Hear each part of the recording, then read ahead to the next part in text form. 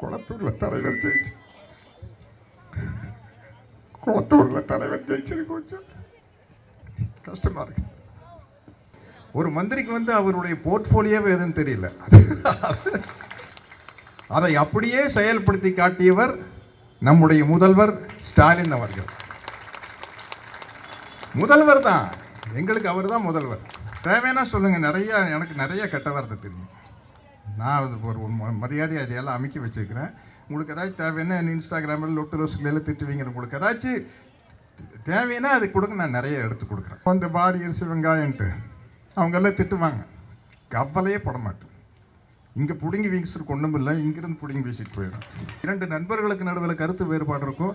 அது மேலே ஒரு ஆட்சியின் மேலே 5 வருடம் ஆட்சியில் இருப்பவர்கள் மேலே ஒரு கருத்து வேறுபாடு இருக்குது, விமர்சனம் இருக்கும், குறைகள் தெரியும். ஆனால் அதை நிவர்த்தி செய்யக்கூடிய ஒருத்தருக்கு ஓட்டு போடுறோமான்னு நம்ம யோசிக்க வேண்டாமா? குளத்தூரில் பேசுறதுனால ஃபஸ்ட்டு கேள்வி, நியாயமா? நீங்கள் செய்தது நியாயமா? ஓகே. தலைமையேற்றிருக்கும் நாகராசன் அவர்களே, வரவேற்புரை நிகழ்த்திய தம்பி முரளிதரன் அவர்களே, தம்பி மகேஷ்குமார் அவர்களே, தம்பி சந்திர அவர்களே, சரிதா மகேஷ்குமார் அவர்களே, அன்பு தம்பி பொன்வண்ணன் அவர்களே, அன்பு சகோதரி பௌசியா பான் அவர்களே, அன்பு தம்பி தமிழன் பிரசன்னா அவர்களே, நன்றி உரை கூறவிருக்கும் எம்ஜேசி பாபு அவர்களே, பி அதிபதி அவர்களே, என்னுடைய தம்பி பொன்வண்ணன் அவர்கள் வந்து ஒரு பெரிய அரசியல் வரலாற்றை பேசினார். கிட்டத்தட்ட 1,00,000 வருஷத்துக்கு முன்னாடி என் தம்பி பொன்வண்ணன் அவர்கள், நீங்கள் பேசுனீங்களே மனித குலத்தின் வரலாறு, எப்போ மனுஷன் ஆரம்பித்தா, எப்படி கடல் வழியில் போனால், எப்படி வந்தால், அப்புறம் 1920 வந்து எப்படி இரட்டை ஆட்சி முறை வந்தது, முதல் நீதி கட்சி வந்தது, இதெல்லாம் வந்து உங்களுக்கு புதுசாக இருக்கலாம், எனக்கு ரொம்ப பழசு.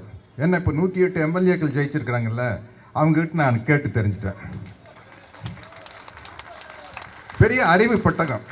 நீங்கள் பேசுறது கம்மி தான். இதெல்லாம் ஒன்றுமே இல்லை அவங்களுக்கு முன்னாடி. நீங்கள் அங்கே பேசுனீங்கன்னு வச்சுக்கங்களேன், பால்காவிலிருந்து கங்கை வரை பேசுவாங்க. அதுதான் எனக்கு வந்து என்னென்னா, தம்பி பொன்வண்ணன் பேசுறது வந்து அந்த 108 எம்எல்ஏக்களுடைய நாலேஜுகளுக்கு முன்னாடி ஜுஜிபி ஒன்றுமே கிடையாது. அவங்கெல்லாம் பெரியார் களஞ்சியம்லாம் புத்தகம் வந்திருக்கும் இல்லைங்களா, அந்த புத்தகம் இருக்கிறத தாண்டி அவங்கெல்லாம் பெரிய களஞ்சியம். அதை நிரூபிச்சுட்டே இருக்கிறாங்க. ஒரு மந்திரிக்கு வந்து அவருடைய போர்ட்போலியோவே எதுன்னு தெரியல.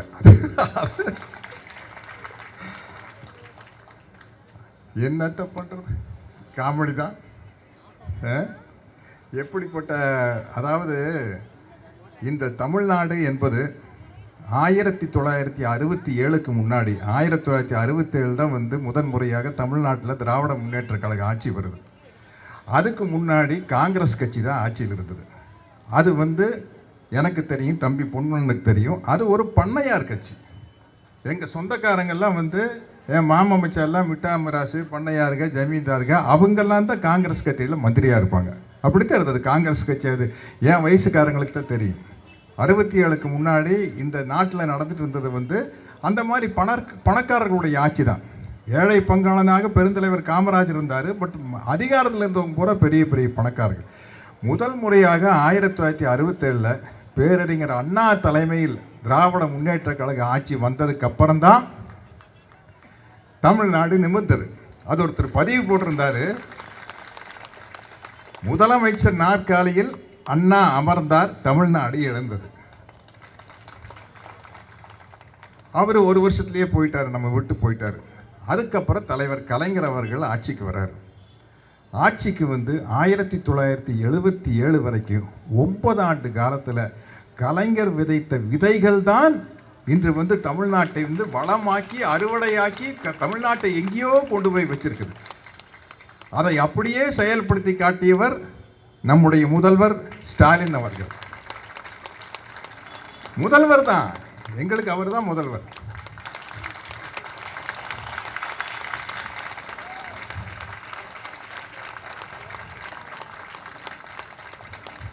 அன்பின் முதல்வர், பண்பின் முதல்வர், பெருந்தன்மையின் முதல்வர் சொன்னார்ல சட்டசபையில். 41 பேர் கரூரில் செத்துருக்காங்கன்னா எந்த கட்சிக்காரனும் தன் சொந்த கட்சிக்காரன் சாகிறன்னு ஆசைப்பட மாட்டான். அதை வந்து அரசியல் ஆக்காதீங்க.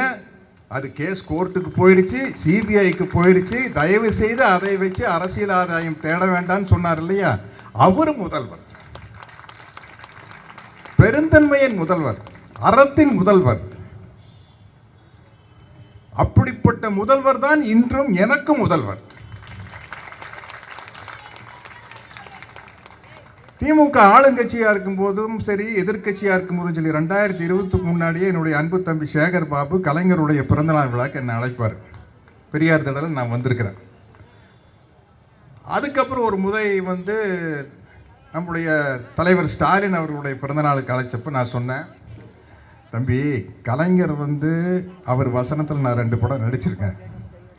அதனால வந்து கலைஞர் வந்து இப்போ இல்லை, நம்மக்கிட்ட இல்லை, இப்போ பொதுவானவர் ஆயிட்டார். அதனால வர்றது ஓகே. நம்ம வந்து தலைவர் ஸ்டாலின் பிறந்த நாளுக்கு வந்தால் நான் கிட்டத்தட்ட நான் திமுக அனுதாபி தான். நான் கிட்டத்தட்ட திமுக காரனாகவே 1000 தம்பி, அது எனக்கு பெரிய பிரச்சனையாகுது அப்படின்னு.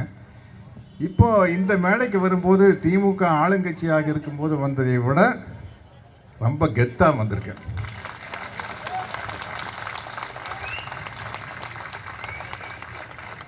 ஏன்னா ஆளுங்கட்சியாக இருக்கும்போது வந்தால் காக்கா பிடிக்க வந்திருக்கான்னு சொல்லுவாங்க. காக்கான்னு அந்த ஐயோ இது வேறு, நம்ம சூப்பர் ஸ்டார் ரஜினி சார் ஒரு காக்கா கழுதுக்கிற சொன்னார்ல, அந்த காக்கா இல்லைங்க. காக்கா பிடிக்கிறதுனா ஐஸ் வைக்கிறது, அந்த காக்கான்னு நினச்சிக்காதீங்க. காக்கா பிடிக்க வந்திருக்கோம் அப்படின்னு சொல்லுவாங்க. இப்போ எதிர்கட்சியாக இருக்கும்போது வரும்போது தான் தம்பி எனக்கு ரொம்ப பெருமையாக இருக்குது தம்பி.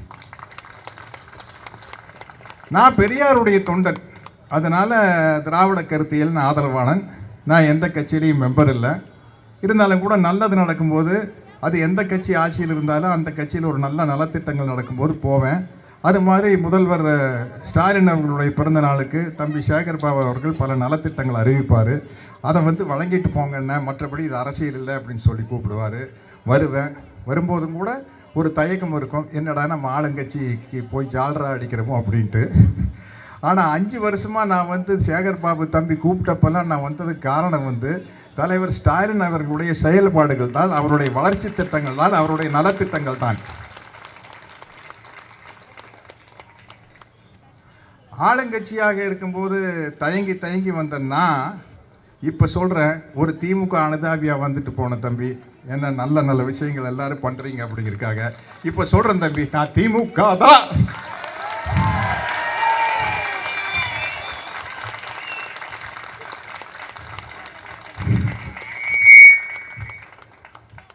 எனக்கு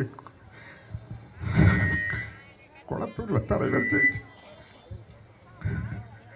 குளத்தூரில் தலைவர் ஜெயிச்சது கொஞ்சம் கஷ்டமாக இருக்கு. நேற்று நாளில் ரொம்ப கிண்டலானால், நக்கல் பிடிச்சால், என் சினிமாவில் பார்த்துருப்பீங்க. எல்லாத்தையும் விளையாட்டாக எடுத்துக்கினேன். இதை இப்படி எடுத்துக்க முடியல. ஓகே, பட்டு தெரிந்துனா அந்த புத்தி வரும். படுங்க படுங்க, பட்டு தெரிந்துங்க, அப்போ தான் புத்தி வரும். இப்பேற்பட்ட தலைவரை தோக்கடிச்சிருக்கிறோம். முதல்வருக்கு உதாரணமாக இருந்தவர் அண்ணா கலைஞர் வழியில் ஸ்டாலின் அவர்கள். என்னங்க ஒரு முதல்வர் பேசுகிற பேச்சாங்க இது, வாயில் நல்லா வருது. எனக்கு கொடுத்தா நல்லா வரும், நல்லா வரும், நல்லா வரும், எவ்வளோ வேணாலும் நல்லா வரும். என்னை வந்து உனி அந்த யாரோ இருக்கிறாங்களா அந்த இன்ஸ்டாகிராமில், என்னமோ அந்த பாடி அரிசி வெங்காயன்ட்டு அவங்கெல்லாம் திட்டுவாங்க. கவலையே பட மாட்டேன். இங்கே பிடுங்கி வீசிட்டு ஒன்றும் இல்லை, இங்கிருந்து பிடுங்கி வீசிட்டு போயிடும்.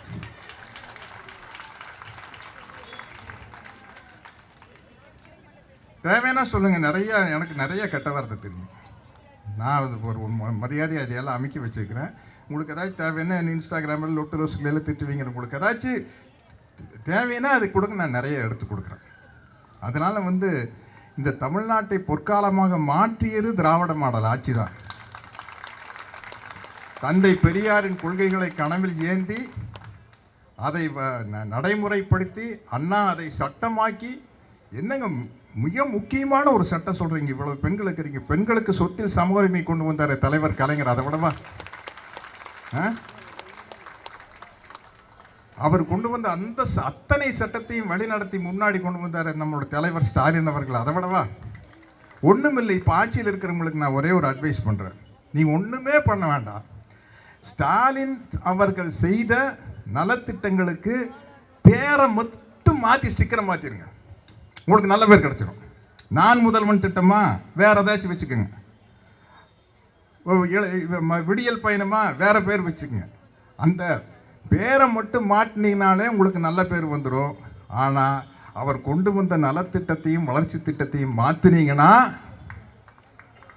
சரிப்பட்டு வராது, கண்டிப்பாக சரிப்பட்டு வராது. என்னன்னா ஒரு இருக்க சினிமா போக நானும் சினிமா நடிகன், சினிமா ஒரு கவர்ச்சி எல்லாம் இருக்க வேண்டியதுதான், இல்லைன்னு சொல்ல. பட் நம்ம சிந்திச்சு சீர்தூக்கி பார்க்கணுங்க. நம்மளுக்கு ஒரு மாற்றம் வேணும்னா என்ன மாதிரியான மாற்றம் அப்படிங்கிறது யோசிச்சு பார்க்கணும்.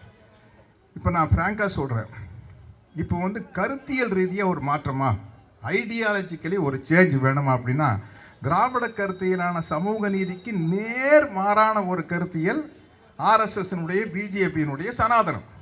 உங்களுக்கு இது பிடிக்கலையா, அங்கே ஓட்டு போட்டுருங்க. கருத்தியல் ரீதியாக இதை விட இன்னும் வந்து வேகமாக ஒன்று வேணும்னு ஆசைப்படுறீங்களா, கம்யூனிஸ்ட் கட்சி வந்து ஆட்சி கொண்டு வந்து அவங்கள முதல்வராக்குங்க, தப்பே கிடையாது. இல்லை விடுதலையிலேயே மிக முக்கியமான விடுதலை வந்து பட்டியல் இனத்தவர்களுடைய விடுதலை அப்படிங்கிறீங்களா, விடுதலை சிறுத்தைகள் கட்சிகள் வந்து அவங்க நிற்கலவளுங்க அவ்வளோ இடத்துல, அவங்கள ஜெயிக்க வைங்க.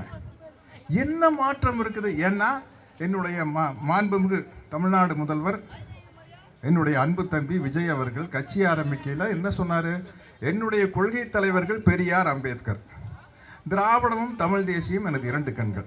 அப்போ திமுக தானே, அது திமுக தான். திமுக அண்ணா திமுக அது எல்லாம் ஒன்று தான். தலைவர்கள் நபர்கள் மட்டும்தான் மாறுது.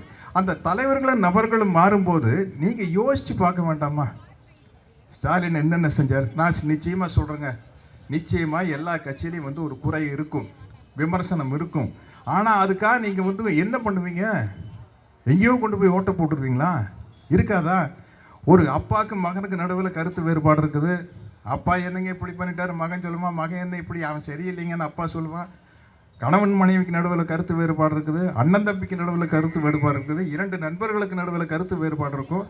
அது மேலே ஒரு ஆட்சியின் மேலே 5 வருடம் ஆட்சியில் இருப்பவர்கள் மேலே ஒரு கருத்து வேறுபாடு இருக்குது, விமர்சனம் இருக்கும், குறைகள் தெரியும். ஆனால் அதை நிவர்த்தி செய்யக்கூடிய ஒருத்தருக்கு ஓட்டு போடுறோமான்னு நம்ம யோசிக்க வேண்டாமா? ஓகே போட்டுட்டீங்க, இனிமேலையாவது கேள்வி கேட்டு பழகுங்க, கேள்வி கேட்டு பழங்க. பெரியார் நமக்கு சொல்லி கொடுத்தது, அண்ணல் அம்பேத்கர் சொல்லி கொடுத்தது, மார்க்ஸ் சொல்லி கொடுத்தது, ஏன் என்ற கேள்வி கேளுங்கள் அப்படிங்கிறதா. இன்னைக்கு அந்த ரீல்ஸில் ஏதோ அது வந்து காமெடியாக அவங்க ரீல்ஸ் போடுவாங்க, எதையோ திட்டுவாங்க, அதுக்கெல்லாம் நம்ம பதில் சொல்லணும். ஆனால் இப்போ எனக்கு என்ன பெரிய மகிழ்ச்சினா, அங்கே சட்டசபையில் ஆப்போசிட்டில் உட்காந்துருக்கு பாருங்க நம்ம தம்பி உதயநிதி ஸ்டாலின். ஐயோ சரி சரி சரி சரி சரி நோண்டி நொங்க எடுத்துட்டு வாங்க சொல்லுவாங்கல்ல, கிளின்னு கிழிச்சிட்டு இருக்கிறாரு. ஏங்க நீங்கள் 2 பேரும் ஃப்ரெண்ட்ஸ் தானே, சினிமாவில் ஒன்றா தானே இருந்தீங்க, முதல்லையே ஃபோன் பண்ணி சொல்ல வேண்டாமா, நாளைக்கு நான் இந்த கேள்வியெல்லாம் கேட்க போகிறேன்னா அவர் ஏதாச்சும் பதில் ப்ரிப்பேர் பண்ணிட்டு வருவார். தடால சட்டசபையில் இருந்துருச்சு ஒரு கேள்வி கேட்டிங்கன்னா அவர் எப்படி பதில் சொல்லுவார்? போய் ட்விட்டரில் தான் பதில் சொல்லி ஆகணும், வேறு வழி இல்லை. அதனால் வந்து அது நம்ம சில இடத்துல நம்ம சைலண்ட்டாக இருப்போம், சில இடத்துல ஆக்ரோஷமாக பேசுவோம். அது மாதிரி நம்ம வந்து சில இடத்துல சைலண்ட்டாக இருந்துக்கிறோம். அந்த சைலண்ட்டாக இருக்கிற இடம் வந்து சட்டசபை. ஆக்ரோஷமாக பேசுகிற இடம் நன்றி தெரிவிக்க போன இடத்துல வந்து ஆக்ரோஷமாக பேசுறது. இப்பேற்பட்ட தலைவர் பாருங்கள், குளத்தூரில் தோத்துட்டார். நான் அடுத்த நாள் தலைவருக்கு ஃபோன் பண்ணுறேன், எனக்கு என்ன சொல்கிறேன்னு தெரியல, என்னங்க இப்படி அப்படின்னா, அதை விடுங்க நான் இப்போ நன்றி சொல்கிறதுக்காக போயிட்டுருக்குறேங்கிறார். அடுத்த நாள் நன்றி தெரிவிக்கிற கூட்டத்தில் மக்கள் அத்தனை பேர் அழறாங்க. அவரது மட்டும் இல்லை, அன்பில் மகேஷ் போகிற இடத்துல, தம்பி தமிழன் பிரசண்டாக போகிற இடத்துல, எங்கே எப்படி எங்கே எப்படி ஸ்லிப் ஆச்சுன்னு தெரியல, ஆயிடுச்சு.